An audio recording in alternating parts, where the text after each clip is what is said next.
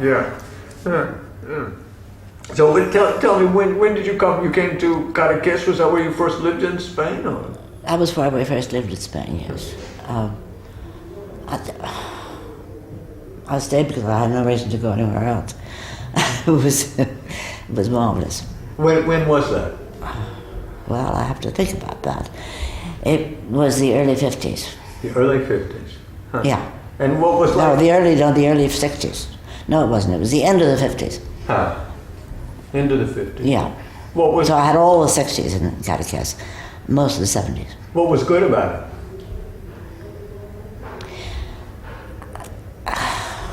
Well, I was there for one. That was the main thing. I was just there. It was heaven because, for one thing, the Spaniards, the Catalans, the village people, were extremely pleasant.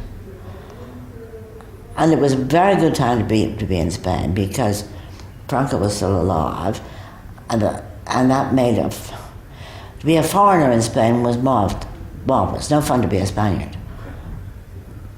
The fear, not fear, but looking over one's shoulder, over their own shoulders, was palpable. They weren't free to do anything, and they all had horror stories about, not horror, but stories about the local priest, for instance, who was a crazy fascist. You know, they didn't feel free, and they didn't have any money either. A little bit of money, of foreign money, went a long way. What else do you want to know? Well, so it was, but for a foreigner there, for a foreigner, little money went a long way. For a foreigner, yes. Now, of course, practically anything is cheaper than the euro. Oh, that's right. But the peseta in those days, a few pesetas went a long way. A few pesetas went a long way, and a few dollars bought even more pesetas. Yeah. And was there a community of artists there in Cadaqués? I always thought of it as sort of an artistic community. Yes, it was. It was. Well, I mean, yes. Also, entertaining people had houses there. And the authorities encouraged their presence there then? Oh, absolutely. The nicest man in town, local man, was the sergeant of the civil guard. He was both clever and relaxed. I miss the civil guard. I used to when I lived in the country. Because they were there, and well, of course, being a foreigner was like a guarantee. I think, looking back on it, and we had some bad mayors, and we had one splendid mayor. That was, and under Franco, the mayor was named from Madrid. No nonsense about voting. And did people speak Catalan there, or? Oh, of course. Yeah. Not me, but the first cook we had was spoke enough French and bit by bit I learned to run the house in Castilian. Catalan was forbidden. I was told later about my children that Mariana, who was charming, who was working for us, would go in the afternoons when she wasn't in the house, would go on her own and her sisters-in-law to classes in Catalan because they'd never been allowed to learn their own language in school, which was rather attention attracting, I thought. Then I was told, which was a very widespread story that that a man and a friend of his were speaking Catalan in a restaurant, and along came somebody who hit them both and said, "Speak the language of the empire." Okay. Then I heard the same story once Franco was dead, and Spain was her own master, about two women in the street speaking Castilian to each other. It was very much a social thing. I've never been to a house for a meal where they spoke Spanish at home, where they spoke Catalan at home. Never. Still not. They speak Spanish. They speak Castilian. They speak Castilian.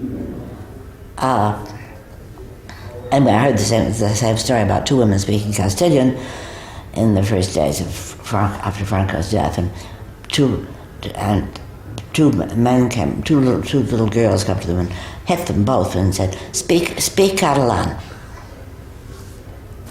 I don't believe either story.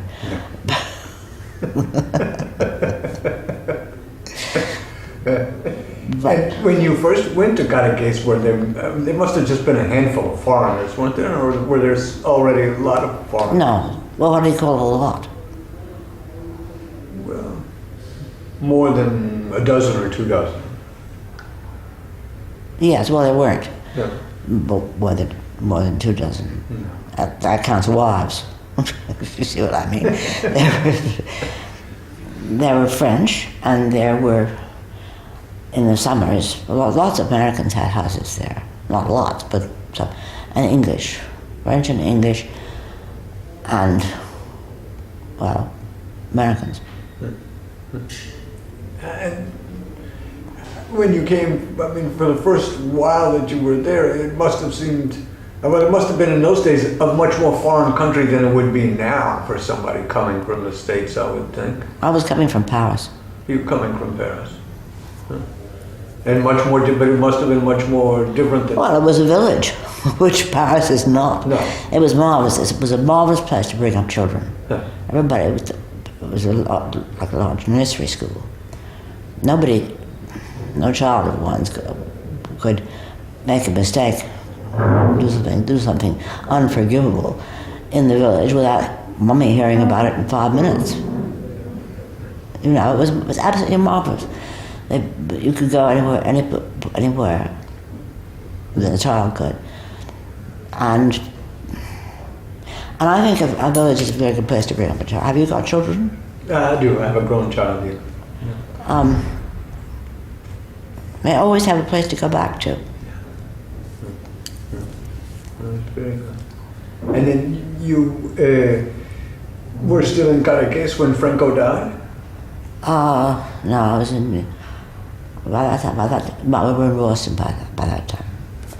I'd gone back to America because my son had done his French bachelor in Cadaqués, but obviously he couldn't go to university there, as there wasn't one. And so we moved to Boston so he could go to Harvard. And then, so you were in Boston when Franco died. You remember hearing the news?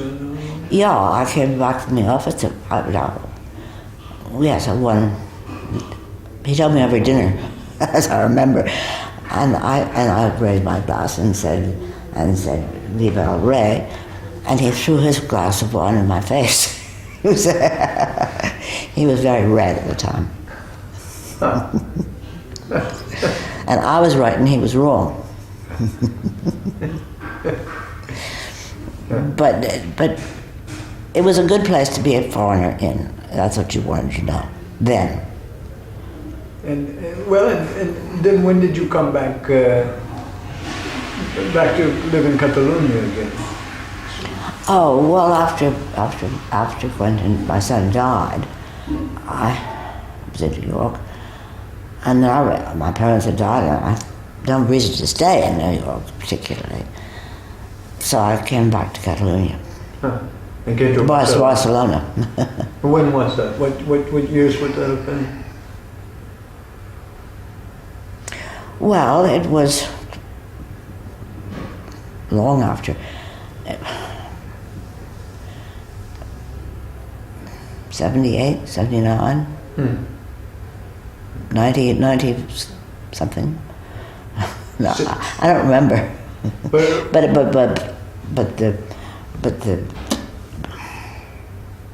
the government was in place, and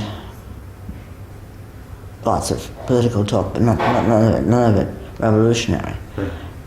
Well, the other good thing about Catechese was that the Barcelona of 90 up was hacked out on the terrace of a cafe that we all went to.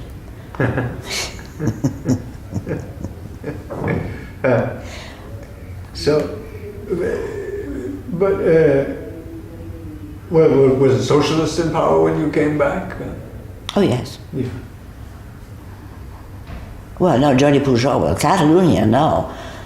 Jordi Pujol. But in the government, in the national government, Yeah. in the Spanish government. Yeah.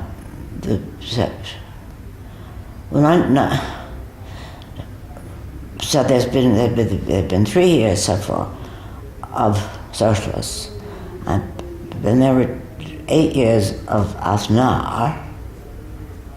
Sure. And before that there was Felipe. yes. Yeah. So Felipe, when you came back, Felipe was in power. Oh, yes, that's right. I was in Algeria, of all places, when that election took place. Huh. So you weren't here for the attempted coup in '81? No. And when you came back, it was all over with. Whole nother place, huh? What? Well, it was a whole different place when you came back. Yes, except that, yes. I think that unless you're, I read newspapers every day, but unless you're involved in politics, personally involved, and that's one thing I can't be in this. No foreigner can be, and I can make many speeches about Mr. Reagan and Mr. Bush, but I can't vote. And I can make many speeches to you. I can make many speeches about Aznar, but I can't vote. But lots of other changes you must have seen when you got back. Oh, well, yes. More money is the main thing. Nobody's poor in Spain anymore. People were poor in Caracas when you were... People were very poor in Caracas. And now all the young women I had working in the house are all married with mothers and grandmothers. But now they all have cars. And their husbands do too, of course. And in their houses are television sets the size of that sofa. But when we lived there, I would to go to the Figueres market on Thursdays. I arrived the year after it was no longer necessary, I was told that it had been, for a person of Caracas to go to Figueres, which is not very far over the mountains, without the permission of the Civil Guard in advance. It was very disagreeable. There was no personal freedom. I was told that the idiot priest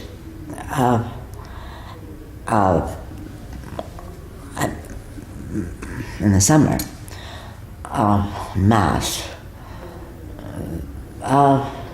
had a little one year, an altar boy stationed at the door of the church to pass his hands over the girls' legs to make sure they were wearing stockings. Yeah. And the same priest, I was told by a cook that we had that her sister got sick with meningitis, and that was before there were any antibiotics in Spain, and you were going to get them by paying a fortune. And their father, went to the local priest to ask for money to cure her, to treat her. And he said, "I've never seen you at Mass," and of course not. You know, it was a very disagreeable. What you didn't see, if you were foreign, was this substratum of suffering, but daily limitations. Yeah, that's right.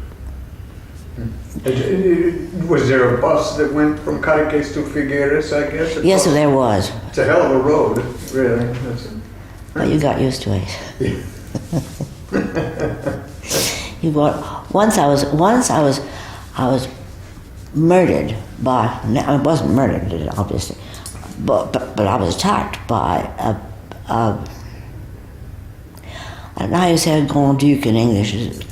It's a kind of owl, simply immense, white, but with a wingspan like that.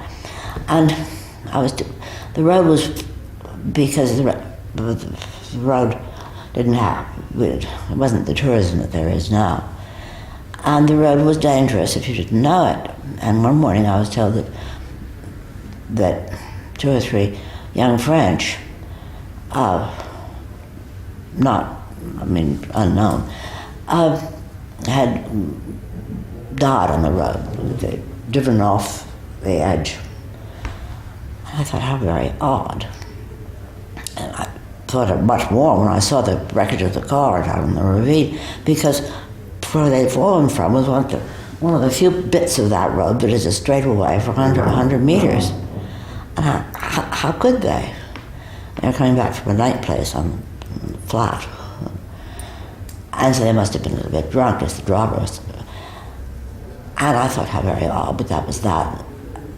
Shortly thereafter, I was coming home to Cadaqués from dinner party. It was 2 or 3 in the morning. And suddenly, this grand duke came at me with his claws out. Well, I knew the road, so I did not turn the wheel. But that's what happened to the young French, I think. He must have had a nest up there somewhere. But that's the nearest I've come to an accident on that road. So far. So you had a car in those days? Oh yes. I couldn't have been there for 5 minutes without a car. But there must not have been a lot of traffic. No, I never took the bus. I wouldn't know. But I hardly ever went on Thursdays to the market in Figueres without somebody saying, "Could you drive me, please?" Now they all have cars, and so do their 18-year-old children. And they're cooks, too. And they're cooks. Children. Yes. Yeah. No, it really is better now. It really is better. It is better. Because at least you can get medicine when you need medicine. That's really important. Yeah.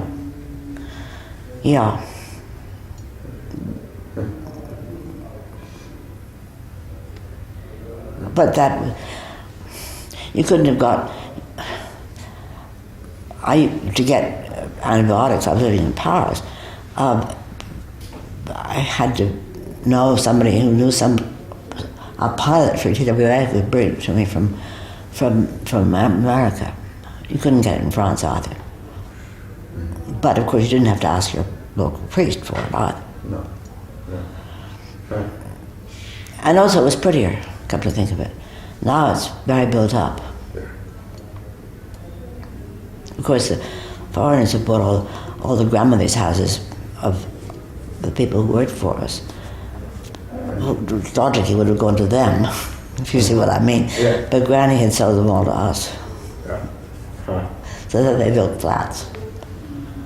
What, have you been to Catechess? Many times. Many times. You have friends there? No, I haven't got friends. I had a friend there when I first came here, and then no. But when people come to visit me from the States, I very much like to take them for the weekend to Catechess. So if it's a nice time of year, not too much Tramontana, And not too many Germans. and not too many Germans. I like to go. Catechess is beautiful. Yes. I took my mother there more than once. My mother liked it very much. When she would come over, we'd often go and spend the weekend up in Catechess. It's very, very nice. But it must have been very different back then, in the same way that probably the Formentera was different back then. Yes. Yes. Yeah. But mostly fishermen? Is that, was that? No, nobody. Nobody fished? They made their August, so to speak, working for the foreigners in the summer. And then the men did nothing all winter. And they sat in the local cafes. There was a bench in the place where the market took place. It was a very modest market. And it was called the bench of the Sino Foss, which is Catalan for if it weren't for. I'd go out fishing, Sino Foss. There's Tramontana today, or Sino Foss that my wife is making cocido. You know, I mean, they would. I can't see you. Yes, I can. I hope you haven't removed the shutter at any point. Move the shutter? No. Was the casino there? There's a big bar sort of on the waterfront called the Casino. It looks like it's been there some time. Oh yes, that was, well, Catechess was originally. It was very rich. Well, there were 2 or 3 rich families which built their houses like the casino was one. So the one next door to us it was one too. And they made their living from vineyards, because all of the mountains, hills around are terraces, you may have noticed. And those have been there since the Romans. Because of course there are a lot of wrecks at Cabo Cruz. I fetched up a couple of amphorae, broken, which was I think illegal. The Catechess lived by, there was no road to Figueres, but they were sailors, and they sailed with wine and oil to Cuba in boats that were not much bigger than this. And in Cuba, they sold the wine and the oil, and then they sailed. Then they went up to some southern port in America, like Galveston, or southern port in the southern America, South of the United States. And they bought American manufactured goods, and then sailed back across the Atlantic. Sailed is the wrong word, and sold their manufactured goods in Italy, but they could afford to buy them. And then finally they came back to Catechess. That was an 8-month round trip. But the town hall, which is in Promontory, which closes off it sticks out, has a collection of photographs, marvelous, of how Catechess was in the 19th century. And of course, eventually the back and forth trade died, and how they came back from Italy was they came back with ballast for their boats, and most of which was marble bits of pebbles from Carrara, and beds of wrought iron, known as peacock beds. Every house had 2 or 3. They were immediately snapped up by French antique dealers. I would think so, yeah. What else can I tell you? Well, that's about it. It's a good idea of how it was there. Sounds like it was a great place to be. It was bliss. It really was. I was there the other day, June, and it was absolutely, well, July and August were always times when I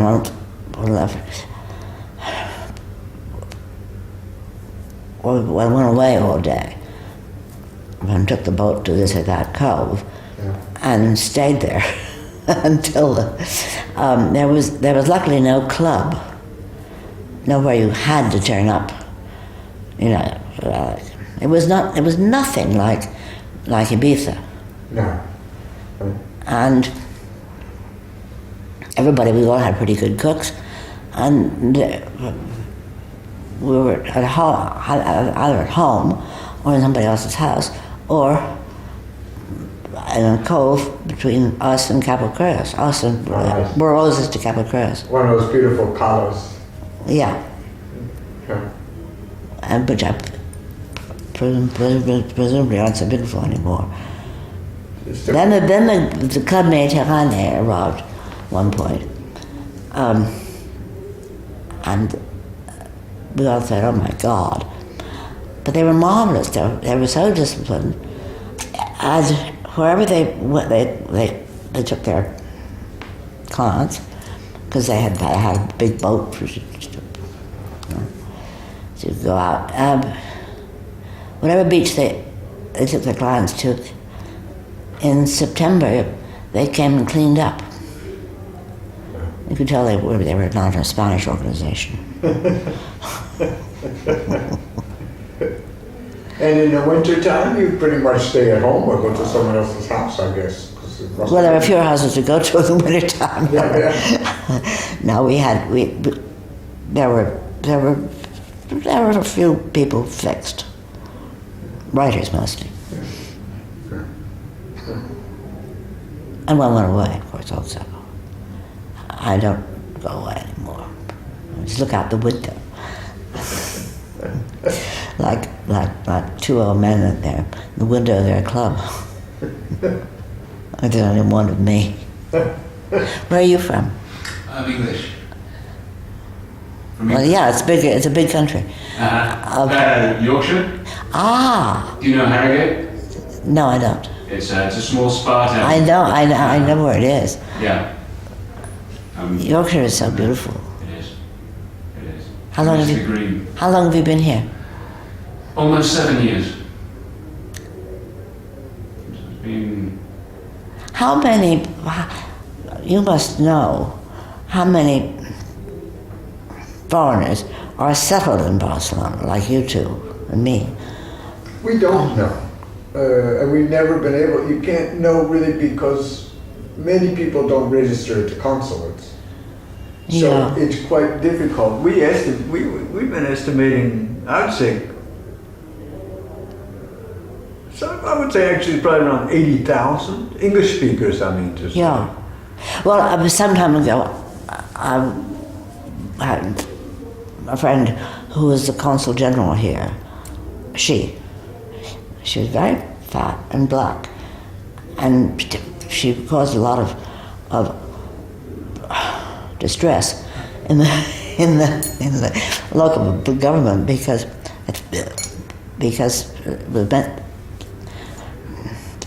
it was taken as a sign of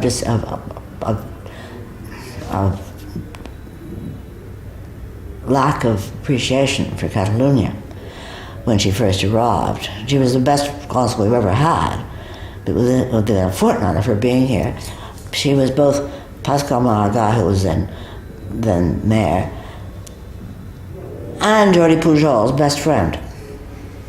You know, she absolutely. Well, anyway, she told me that the consulate was also in those days took care of Valencia, Tarragona and Valencia, and she said there were about 100,000 Americans registered, and that was several years ago. Ooh, 100,000 Americans. Registered at the consulate. Ooh, it's a lot. But of course that includes Valencia. Valencia. Could be. It still seems like a lot to me. Seems absolutely horrible fine to me. But I've never heard English spoken on the street. No. I don't think. I do these days quite a bit here English spoken What? on the street. I do quite a bit now here English spoken on the street. Really? Yeah, and in this neighborhood, in fact, on Enrique Granados, which I'm always walking up and down. Yes, well, that was one of the good moves of, I forget which, I don't know which, but mayor making that block pedestrian. That was a good move, yeah. It's a good block. Yeah. It's a pity that the restaurants there are so lousy, but Oh, well. but There's lots of them. Lots of them. there certainly are. There's a Petit Paris. That's right. You know it? Yes. I recommend to you. Every day it seems like some small shop that's been here ever since I've been here disappears and another restaurant. Yeah. Well, in other neighborhoods, it disappears to make room for a bank. Yeah, so. Oh, in smaller towns, in Figueres and La Bisbal, it's a bank that takes over. Yeah. To give out mortgages, no doubt. Yeah. What? To give out mortgages, yeah. Well, yeah. But where do you live?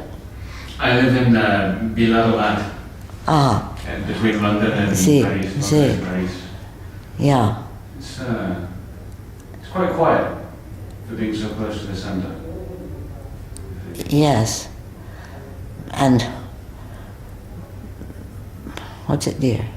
It's not near anything, is it? No, that's why it's quiet. Yes. Where do you live? I live on Aribao and Aragon. It's not quiet. Not quiet at Not all. Not at all. No. It's definitely noisy. Well, this is appalling. And of course, the bedrooms are on that side, where the diagonal side. When I took this place, I made the mistake of breaking down the wall here and making it the drawing room. I should have put the bedrooms here, where it's quiet. Yeah. And the drawing room on the side. But I've done it now, and it's very ugly downstairs, but there's enough room, almost enough room upstairs. The downstairs is appalling. Did you see it? And did you pay attention? Yes, when you came in. Mm-hmm. It has all the features of the building does, Mm-hmm. of a bad epoch of bad taste. Old but bad taste. But very well preserved. Bad taste. Yeah, yeah, yeah. It's. I think only because it's next door to the Dabo, which is a wonderful building. Mm-hmm. It's classified. Yeah. I'm sure it wouldn't be if it were anywhere else. Mm-hmm. This is on its own merits, which has nothing to recommend it. Yeah. No, I've seen several buildings like this in various parts of the city that are practically abandoned. Still live, Really? but especially the public spaces like the lobbies Yeah. are practically abandoned. There's no portero. There's None of the buildings in the. I was house hunting for a long time, so I've seen a lot of flats in Sanchez, and none of them has a service entrance or a service lift. mm-hmm. I mean, nor the individual flats, nor the building itself. Mm-hmm. I find that very strange because they were all built when there were thousands of servants, Mm-hmm. It's true. and I don't know how they worked it. Mm-hmm. Huh. Sure. And they're all built like dumbbells. They explode on the window side, but they're narrow and dark. Yeah, that's right. And this luckily is taller than the Damo, so it gets sun from no unsanitary building that I've seen in the middle. No. No. I live in a typical ensanche flat with nice high ceilings, but it's inside in the middle during the day. It's dark. Yeah, that's why you run a magazine that gets you out in the street. That's right. That's right. That's good. That's good. That'll be fine for us. That's very interesting.